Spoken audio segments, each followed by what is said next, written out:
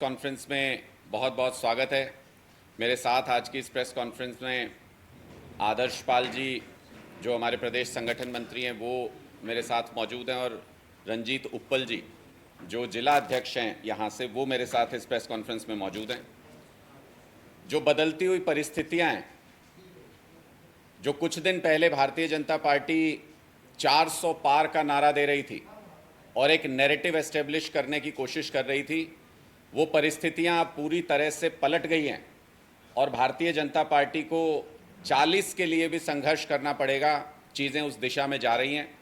हरियाणा में भारतीय जनता पार्टी अपने 10 उम्मीदवारों की घोषणा कर चुकी है लोकसभा चुनाव के लिए, लेकिन अजीब बात है कि उनके उम्मीदवार कहीं पर भी कैंपेन करते हुए नज़र नहीं आ रहे हैं। कई सारे उम्मीदवार अभी तक कैंपेन स्टार्ट नहीं कर पाए हैं अपना, और जिन्होंने भी कोशिश की उनकी कुछ डिटेल्स मैं आपके साथ साझा कर रहा हूं। सिरसा से अशोक तंवर जी ने अपने पॉलिटिकल कैंपेन की शुरुआत की, जनसभाएं करने की शुरुआत की, तो फतेहाबाद के गांव करनौली, अहली सदर, हुक्मावाली, अलीका, कारियां और हड़ौली समेत दर्जन भर गांव ऐसे हैं जहां पर उनको ज़बरदस्त विरोध का सामना करना पड़ा, जहां गांव के लोगों ने सवाल पूछे जिनके सामने भारतीय जनता पार्टी के उम्मीदवार टिक नहीं पाए और उनको वहां से लौटना पड़ा बिना प्रचार किए हुए। इसके अलावा किसानों ने टोहाना विधानसभा क्षेत्र में खनौरा, अमीन, फतेहपुरी, ये कई गांव ऐसे थे जहां पर तय कार्यक्रम में भी किसानों के विरोध के बाद अशोक तंवर जी को कार्यक्रम रद्द करने पड़े और भारतीय जनता पार्टी के उम्मीदवार अपना प्रचार नहीं कर पाए। रतिया विधानसभा के भी कई गांव में विरोध का सामना उनको करना पड़ा। हिसार लोकसभा से रणजीत सिंह चौटाला जी को तुरंत फुरत में उम्मीदवार घोषित किया गया, क्योंकि भारतीय जनता पार्टी के पास शायद अपना कोई उम्मीदवार नहीं बचा था। 85,000 वोट लेकर के पहले ही जमानत जब्त करा चुके रणजीत सिंह चौटाला जी को मौका दिया भारतीय जनता पार्टी ने, और उन्होंने भी अपना चुनाव प्रचार शुरू करते ही ब्राह्मण समाज के खिलाफ जिस तरीके का बयान दिया, उसके चलते अब उनका घर से निकलना मुश्किल हो रहा है। वो भी अपना चुनाव प्रचार शुरू नहीं कर पा रहे हैं, पिक नहीं कर पा रहे हैं। सोनीपत में बीजेपी के उम्मीदवार मोहन लाल बड़ोली जी कल जींद में नंदगांव में मौजूद थे। वहाँ पर उनको ग्रामीणों के ज़बरदस्त विरोध का सामना करना पड़ा। ग्रामीणों ने उनसे पिछले सांसद के काम का हिसाब मांगा, तो उन्होंने कहा कि भाई पिछले सांसद के काम का हिसाब मैं नहीं दे सकता, मैं तो नया आया हूँ। तो फिर ग्रामीणों ने उनसे प्रधानमंत्री नरेंद्र मोदी जी के काम का हिसाब मांगा, वो भी लाल बड़ोली जी नहीं दे पाए। उनको बैरंग वहाँ से वापस लौटना पड़ा, उनका विरोध हुआ वहाँ पर। कुरुक्षेत्र लोकसभा से बीजेपी के उम्मीदवार जिनके कोयले के दाग बीजेपी वॉशिंग पाउडर में धोकर के भारतीय जनता पार्टी तुरंत फुरत में उनको उम्मीदवार बना के लाई थी, इस उम्मीद में कि बड़े उद्योगपति हैं, इस उम्मीद में कि पहले कई बार कुरुक्षेत्र से चुनाव लड़ चुके हैं, शायद कुछ हालात बन जाएं भारतीय जनता पार्टी के लिए कुरुक्षेत्र लोकसभा से, जहां से वो पुराने सांसद नायब सैनी जी को एस्केप रूट दे करके मुख्यमंत्री बना के वहां से बाइज्जत निकाल करके ले गए हैं। वरना बहुत अपमान होता कि प्रदेश अध्यक्ष अपनी खुद की सांसद की सीट हार जाते।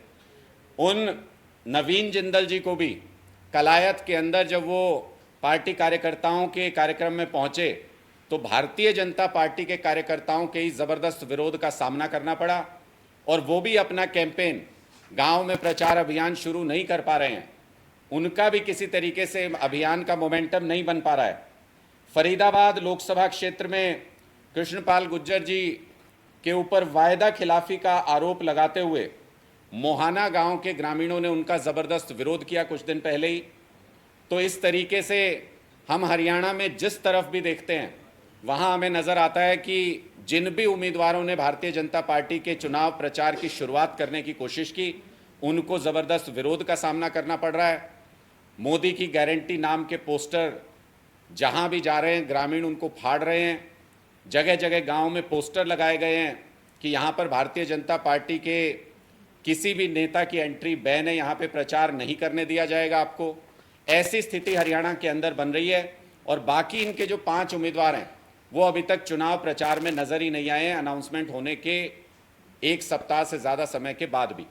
इससे पता चलता है कि हरियाणा में हालात इस वक्त इंडिया गठबंधन के फेवर में 10-0 की तरफ बढ़ रहे हैं, जो हम काफ़ी दिनों से कह रहे थे।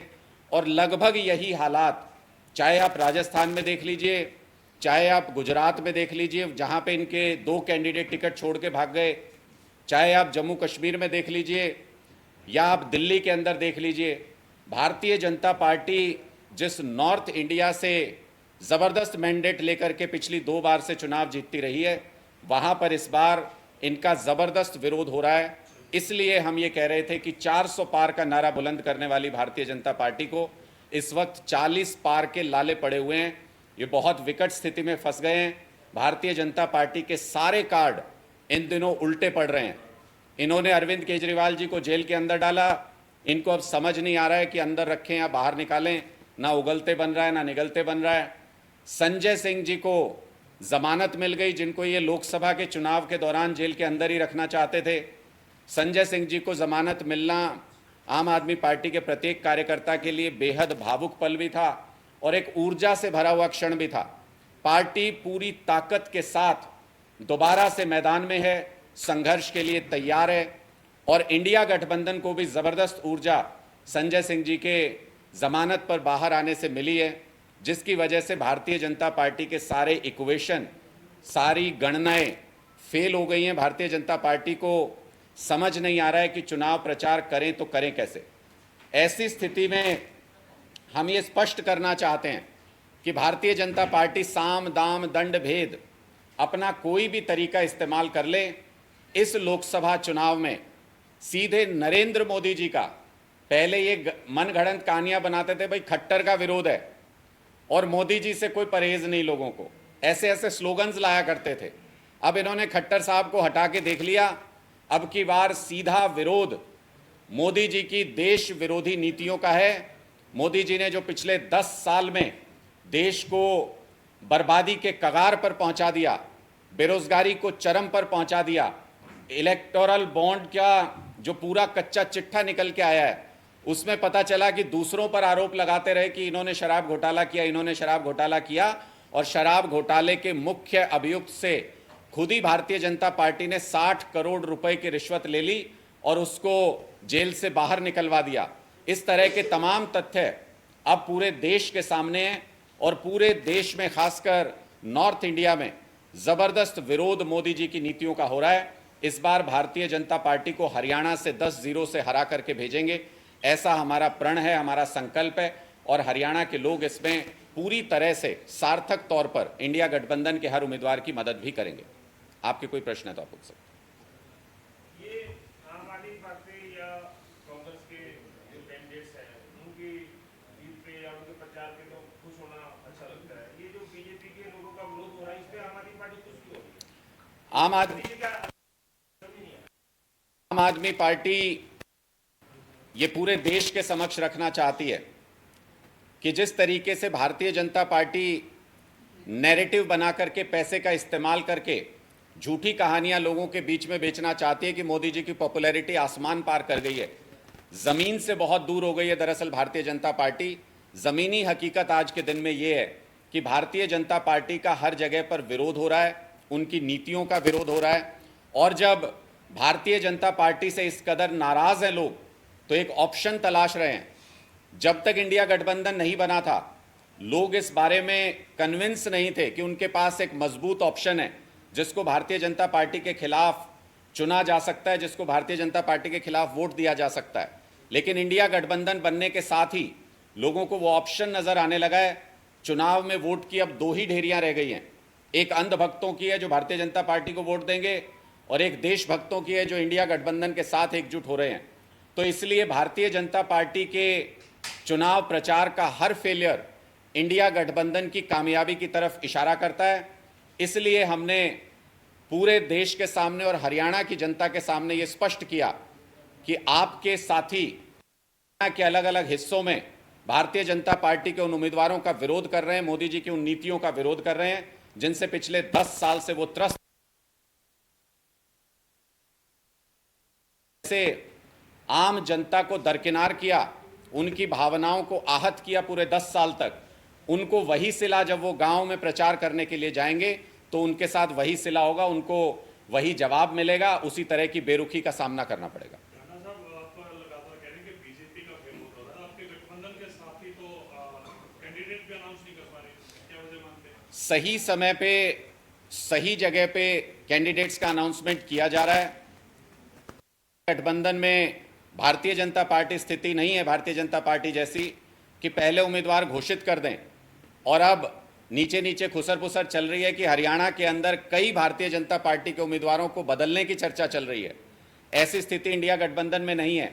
रणनीतिक तौर पर जहां जो फैसला किया जाएगा वहां उन उम्मीदवारों की घोषणा भी की जाएगी और उसके बाद ज़बरदस्त तरीके से कैंपेन करके चुनाव भी जीता जाएगा।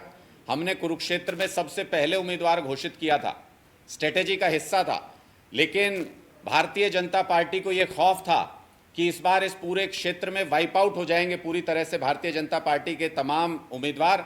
इसलिए उन्होंने चुनाव को इतना पीछे धकेल दिया यहाँ पर कि वो लास्ट फेज में यहाँ पर आना चाहते हैं जहाँ पर उनको सबसे ज़्यादा विरोध का सामना करना पड़ रहा है। जहाँ पे मोदी जी कभी कहा करते थे कि ये हमारा गढ़ है नॉर्थ इंडिया, वहाँ इस बार वो सबसे लास्ट में, हरियाणा में, पंजाब में, इस इलाके में सबसे लास्ट में आना चाहते हैं। तो इसलिए हमको लगता है कि ये जो विरोध है ये जनता की भावनाओं के अनुरूप है। जनता अपनी भावनाओं को इसके ज़रिए व्यक्त कर रही है और इंडिया गठबंधन के जहाँ जहाँ जब जब उम्मीदवार घोषित होते जाएंगे आपको पूरी तस्वीर साफ होती चली जाएगी कि इस बार एनडीए हार रहा है और इंडिया जीत रहा है। एक बात ये सामने आ रही है कि आम आदमी पार्टी के, क्योंकि प्रदेश अध्यक्ष ही चुनाव लड़ रहे हैं और आम आदमी पार्टी के पूरे प्रदेश के कार्यकर्ता पदाधिकारी वो सब कुरुक्षेत्र में प्रचार में लगे हैं। इंडिया गठबंधन के जो दूसरे और एरिया, हालांकि वो कैंडिडेट डिक्लेयर नहीं हुए, तो इसमें कैसी रणनीति दोनों ने गठबंधन ने मिलकर बनाई है कि क्या वहीं पर अपने अपने एरिया में कुरुक्षेत्र भी पहुंचेंगे सारे? जिस जगह पर भी इंडिया गठबंधन के उम्मीदवार घोषित होते जाएंगे, हमने एक कार्यकर्ता सम्मेलन रोहतक में किया है हाल फिलहाल में दीपेंद्र हुड्डा जी के समर्थन में, लेकिन चूंकि आधिकारिक घोषणा अभी तक उम्मीदवारों की नहीं हुई है इसलिए अभी तक वहां पर कार्यकर्ता सम्मेलन नहीं किए गए हैं। जहां जहां इंडिया गठबंधन के उम्मीदवारों की घोषणा होती जाएगी वहां वहां साझा कार्यकर्ता सम्मेलन करके सभी कार्यकर्ता पूरी ताकत लगाएंगे कि भारतीय जनता पार्टी को इस पूरे इलाके से उखाड़ फेंका जाए और जो जन विरोधी नीतियां भारतीय जनता पार्टी तक अपनाती रही है उसके खिलाफ एकजुट होकर के ये लड़ाई लड़ी जाए। हमने आपको अपना टारगेट बताया, इस बार हरियाणा से 10-0 से बोरिया बिस्तरा समेट के भेजेंगे भारतीय जनता पार्टी को। इस लक्ष्य को लेकर के पूरी ईमानदारी से, पूरी ताकत से इंडिया गठबंधन के सभी सहयोगी काम कर रहे हैं। आपके गठबंधन के जो साथी हैं रणदीप सुरजेवाला, उनका जो बयान आपने भी सुना है, किस तरह से देखते हैं आप उस बयान को? मुझे लगता है कि उसके बारे में उन्होंने अपना स्पष्टीकरण स्वयं दे दिया है कि उसके साथ कोई कांट-छांट की गई है और पूरा डिटेल्ड वर्जन भी उसका उन्होंने शेयर किया है। मुझे लगता है वो उनका पर्सनल बयान है और इस पे उनका जो जवाब है उसी को कंसिडर किया जाना चाहिए। संजय जी की रात में स्पीच सुन रहा था मैं, हालांकि वो उदाहरण के तौर पर ये बात बोल रहे थे कि मान लो मोहाली में प्रधानमंत्री के खिलाफ कोई केस दर्ज कर दिया जाए, वहाँ से 2 दरोगा आ जाए, नरेंद्र मोदी जी कहाँ है, एक केस पश्चिम बंगाल में दर्ज हो जाए, एक तेलंगाना में दर्ज हो जाए, एक एग्जाम्पल दे रहे थे। क्या आम आदमी पार्टी रणनीतिक तौर पर इसको लेने वाली भविष्य में? देखिए, निश्चित तौर पे ये एक महत्वपूर्ण सवाल है। जब ये कहा जाता है कि अरविंद केजरीवाल जी मुख्यमंत्री हैं तो उनको खास तवज्जो क्यों दी जानी चाहिए या कोई खास छूट क्यों दी जानी चाहिए, तो कानून के सामने तो सब बराबर हैं। इसलिए हमने कहा कि अगर बिना सबूत, बिना किसी प्रूफ के चीफ मिनिस्टर को गिरफ्तार किया जा सकता है तो ऐसा आप एक नैरेटिव सेट कर रहे हैं कि भविष्य में जहां आपकी सरकारें नहीं हैं वहां आपके खिलाफ केस दर्ज कर दे कोई, और कल को कोई प्रधानमंत्री से पूछताछ करने के लिए पहुंच जाए तो कोई विशेष अधिकार तो प्रधानमंत्री को भी संविधान के अंदर नहीं मिला है। ये एक स्थिति समझाने के लिए, ताकि भारतीय जनता पार्टी के अंध भक्तों की आंखें थोड़ी सी खुलें, उनको समझ में आए कि संविधान और कानून सबके लिए बराबर है और जनता के हाथ में लोकतंत्र में सारी चाबी होती है। वो जिस दिन चाहेंगे पलड़ा दूसरी तरफ झुका देंगे और उस दिन आपको इस बात के लिए तैयार रहना होगा कि आपके कितने मुख्यमंत्री, आपके प्रधानमंत्री, आपके गृह मंत्री क्या पूछताछ के लिए तैयार हैं, क्या कानूनी प्रक्रिया का सामना करने के लिए तैयार हैं। क्योंकि ये तो पूरे देश के सामने स्पष्ट हो गया है कि अगर किसी ने भ्रष्टाचार किया है तो भारतीय जनता पार्टी उसमें नंबर 1 पर है। सबसे ज़्यादा भ्रष्टाचारी आज के दिन में किसी पार्टी में हैं तो भारतीय जनता पार्टी में हैं। अब तो लोग ये कहने लगे हैं कि बीजेपी की फुल फॉर्म बदल के भ्रष्टाचारी जोड़ो पार्टी कर देनी चाहिए, क्योंकि पूरे देश से पूर्व से लेकर पश्चिम तक और उत्तर से लेकर दक्षिण तक जिस भी व्यक्ति का नाम भ्रष्टाचार में आया, उन सभी को मोदी जी ने कहा किसी भ्रष्टाचारी को छोड़ूंगा नहीं, किसी भ्रष्टाचारी को छोड़ूंगा नहीं, सबको पकड़ के भारतीय जनता पार्टी में ले आऊंगा। इस प्रकार का रवैया जो भारतीय जनता पार्टी ने अपनाया, तो कानून का सबसे ज्यादा डर उनके मन में होना चाहिए। आपके जो कुरुक्षेत्र से इंडिया महागठबंधन के श्री गुप्ता जी उनके खिलाफ आईएनएलडी के अभय सिंह चौटाला में पहली बार चुनाव लड़ा, पिछला भी उनके बेटे ने लड़ा चुनाव। मतलब जो हर कोई पार्टी जीत के लिए दावा करती है, बीजेपी भी कर रही है, आप भी कर रहे हो, आईएनएलडी भी कर रही है, तो बीजेपी और आईएनएलडी की पूरे प्रदेश में, खाली कुरुक्षेत्र की पूरे प्रदेश में क्या स्थिति एज आम आदमी पार्टी के सीनियर वाइस प्रेसिडेंट के लाठी क्या देंगे? मुझे नहीं लगता है कि आज के दिन में हरियाणा की राजनीति में जेजेपी और आईएनएलडी की कोई प्रासंगिकता रह गई है। ये पास्ट की राजनीति हो गई है इन लोगों की। और कई लोगों ने शुरू में ये कहा कि ये ताऊ के लाल आ गए हैं जी चुनाव लड़ने कुरुक्षेत्र में, तो मैंने उनको स्पष्ट तौर पे ये बताया कि ये ताऊ के लाल नहीं हैं, ये भारतीय जनता पार्टी के दलाल हैं, जो उनके इशारे पर इंडिया गठबंधन के वोट काटने के लिए अपने उम्मीदवार चुनाव मैदान में उतार रहे हैं। जो राज्यसभा चुनाव में बीजेपी की मदद करे, जो विश्वास मत के समय भारतीय जनता पार्टी के साथ खड़ा हो, एब्सटेन कर जाए वोटिंग से, उनकी मदद करे इनडायरेक्ट तरीके से, और जो हमेशा से भारतीय जनता पार्टी के साथ रिश्ते में रहे हों, ऐसे लोगों के ऊपर विश्वास करना हरियाणा के लोगों के लिए मुमकिन नहीं है। और कल मैंने एक शब्द भी सुने, अभय चौटाला जी ने कहीं पर कहा कि मरने देना केजरीवाल को। तो जो हरियाणा के बेटे के मरने की दुआ करते हो, ऐसे लोगों की जमानत जब्त करा के हरियाणा के लोग इस बार भेजेंगे। हम भी देखते हैं कि कुरुक्षेत्र में वो भी वोट मांगने के लिए पहुंचे हैं। 20,000 वोट का आंकड़ा अगर वो पार करेंगे तो हम समझेंगे कि उन्होंने वाकई में चुनाव लड़ा है। 20,000 वोट के नीचे अभय चौटाला जी को रख के इस बार जनता उनको ये बताएगी कि उनके अहंकार का किस तरीके से हरियाणा के लोग जवाब देते हैं।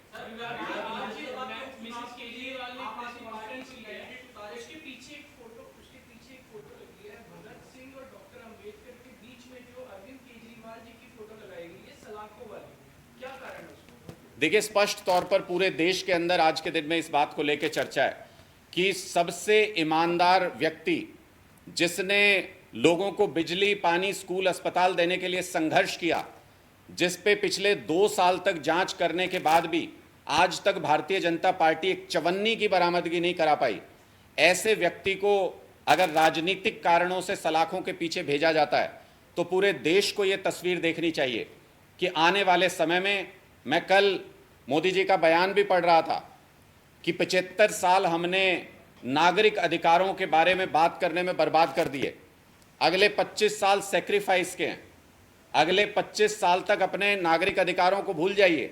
यानी मोदी जी अब स्ट्रेट फॉरवर्ड, सीधे सीधे तानाशाही की तरफ इशारा कर रहे हैं।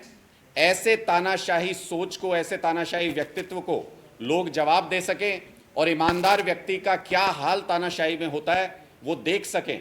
इसलिए ये तस्वीर पूरे देश में आज के दिन में वायरल है। हर आंख में ये तस्वीर बस चुकी है कि ईमानदार लोगों को, देश के लिए काम करने वाले लोगों को ये सलाखों के पीछे भेजते हैं। लोगों की भावनाएं आहत हैं, लोग इसका वोट के जरिए जवाब देंगे। करनाल विधानसभा का जो चुनाव होना है उसके लिए साझा कैंडिडेट होगा या फिर आम आदमी पार्टी अकेले चुनाव लड़ेगी? देखिए, मुझे नहीं लगता है कि करनाल विधानसभा का उपचुनाव होगा। हालांकि हाईकोर्ट ने एक रिट पिटीशन को खारिज किया है और चुनाव आयोग ने वहां पर यह दलील रखी कि मुंबई हाईकोर्ट ने जो फैसला दिया उसको चुनौती सुप्रीम कोर्ट में देने वाले है चुनाव आयोग, इसलिए हरियाणा हाईकोर्ट ने उस रिट को कंसीडर नहीं किया। मुझे लगता है सुप्रीम कोर्ट इसके बारे में फैसला करेगा, लेकिन यह बहुत स्पष्ट है नियमों में और कानून में कि 3 महीने के लिए विधायक नहीं चुना जाता कभी भी। 1 साल से कम समय अगर बचाओ किसी भी विधानसभा या लोकसभा का, तो उस सदस्य का फैसला नहीं होता। मैं तो भारतीय जनता पार्टी से ये पूछना चाहता हूं कि अंबाला उपचुनाव के वक्त आपके माथे पे पसीना आ रहा था, आप वो चुनाव नहीं कराना चाहते थे, आपने नहीं कराया, लेकिन विधानसभा में सिर्फ 3 महीने के लिए विधायक बनाना चाहते हैं, क्योंकि आपको पता है कि अगर आप विधायक नहीं बना पाए तो आपको नायब सैनी जी को, जो आनन फानन में बिना सोचे समझे आपने मुख्यमंत्री बनाया है, वो मुख्यमंत्री सितंबर के बाद नहीं रह पाएंगे। आपको चुनाव जल्दी अनाउंस कराना पड़ेगा। इसलिए भारतीय जनता पार्टी चुनाव आयोग का इस्तेमाल करके यहां पर उपचुनाव कराना चाहती है, लेकिन कानून सबके लिए बराबर है। हमें पूरी उम्मीद है कि सुप्रीम कोर्ट से इस चुनाव को खारिज किया जाएगा। दिल्ली में आप लोगों की जो रैली हुई थी उसको लेकर बीजेपी नेता कह रहे हैं कि ये जो लोकतंत्र बचाओ या प्रजातंत्र बचाओ की बात कर रहे हैं, सारे भ्रष्टाचारी हैं, इकट्ठे होकर भ्रष्टाचार करने की इजाजत मांग रहे हैं। देखिए, जिनके घर शीशे के होते हैं उन्हें दूसरों पे पत्थर नहीं फेंकना चाहिए। भारतीय जनता पार्टी को एक लिस्ट बना लेनी चाहिए कि उनके यहाँ कितने भ्रष्टाचारी हैं, और जब उस लिस्ट को वो पढ़ने लगेंगे तो मुझे लगता है चुनाव की वोटिंग तब तक हो चुकी होगी, इतनी लंबी वो फहरिस्त बन चुकी है। इसलिए जो अजीत पवार जी को चक्की पीसिंग का ज्ञान देते थे और बाद में गले लगा लिया, जो हेमंता बिश्व शर्मा जी की बुकलेट निकालते थे बाद में मुख्यमंत्री बना दिया, को सबसे बड़ा लुटेरा और चोर कहते थे, कोयला चोर कहते थे, उसको भारतीय जनता पार्टी में शामिल करा के अपना उम्मीदवार बना दिया, वो कम से कम ज्ञान देना बंद करें। भ्रष्टाचार के ऊपर जब भारतीय जनता पार्टी बोलती है तो लगता है कि वो खुद का बखान कर रहे हैं, बता रहे हैं कि हम कितने बड़े भ्रष्टाचारी हैं। तो इसलिए भारतीय जनता पार्टी और भ्रष्टाचार एक साथ नहीं जाते। ये दोनों शब्द, भारतीय जनता पार्टी की फुल फॉर्म मैंने आपको बताया, लोगों के जहन में भ्रष्टाचारी जोड़ो पार्टी के रूप में एस्टेब्लिश हो चुकी है। एक हाँ, वो भारतीय जनता पार्टी की वॉशिंग मशीन में जब कपड़े धुलते हैं, तो मैं वही बता रहा हूँ, जब वॉशिंग मशीन में कपड़े धुलते हैं तो हमारा ध्यान इस तरफ तो जाता है कि कपड़े सफ़ेद हो गए हैं, साफ़ हो गए हैं, लेकिन इस तरफ नहीं जाता कि उसमें से जो गंद निकलता है वो कहाँ पर जा रहा है। वो वॉशिंग मशीन में या तो जमा हो जाता है या उसकी पाइप से निकल के जाता है। वो गंद पूरे देश में भारतीय जनता पार्टी फैला रही है अपने चंद लोगों को साफ सुथरा करने के लिए। वॉशिंग मशीन की इस पूरी प्रक्रिया को देश समझ चुका है, देश के लोग जवाब देंगे। इन भ्रष्टाचारी नेताओं की कीमत पर देश के नागरिकों की मूलभूत सुविधाओं को खत्म नहीं किया जा सकता, इसलिए लोग अब अपने लिए संघर्ष कर रहे हैं, अपनी लड़ाई खुद लड़ रहे हैं। एक और मैं आधिकारिक सूचना आपके साथ साझा कर दूं, 7 अप्रैल का हमारा पूरे देश में अरविंद केजरीवाल जी की गिरफ्तारी के खिलाफ आम आदमी पार्टी का उपवास रखने का कार्यक्रम है। हरियाणा में भी कुरुक्षेत्र के अंदर ब्रह्म सरोवर के निकट आम आदमी पार्टी के सभी कार्यकर्ता 1 दिन का सांकेतिक उपवास रखेंगे और अरविंद केजरीवाल जी की तानाशाहीपूर्ण रवैये से जिस तरह से गिरफ्तारी की गई है उसका विरोध करेंगे। आप कोई प्रश्न पूछो तो। मैं कहना चाह रही थी कि अभी लोकसभा चुनाव में आपका गठबंधन चल रहा है, विधानसभा चुनाव अभी हम आपको इंडिविजुअल लेकर चल रहे हैं। आने वाले टाइम में कोई आपकी पार्टी की विचारधारा से प्रभावित होकर पार्टी ज्वाइन करता है तो क्या उसे हम धुला हुआ मानेंगे? देखिए, हम बहुत स्पष्ट तौर पे आम आदमी पार्टी के बारे में आप इसमें निश्चिंत रह सकते हैं कि आम आदमी पार्टी का बहुत स्क्रूटनी प्रोसेस है। कोई भी व्यक्ति जब आम आदमी पार्टी को ज्वाइन करता है, हम पूरी तस्दीक करते हैं कि किसी भी इस तरीके की एक्टिविटी में वो शामिल ना हो, भ्रष्टाचार में शामिल ना हो, जिसके लिए कल को आम आदमी पार्टी को नीचा देखना पड़े।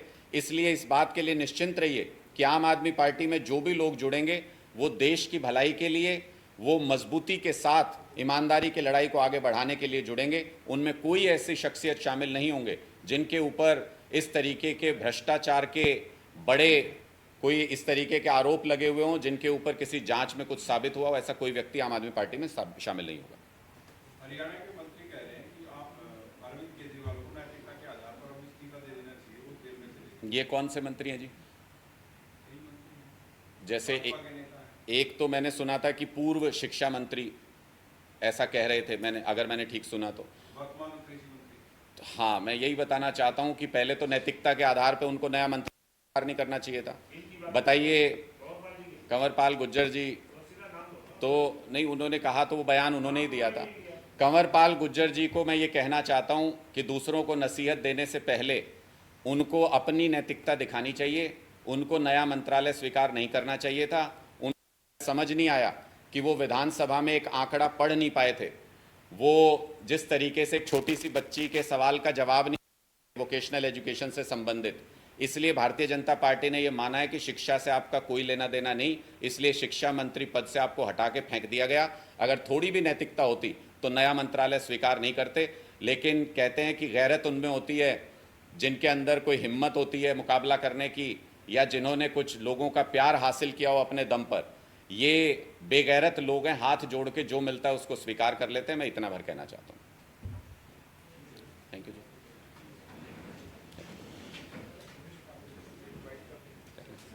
कर लेते हैं, अंदर ही कर लेते हैं।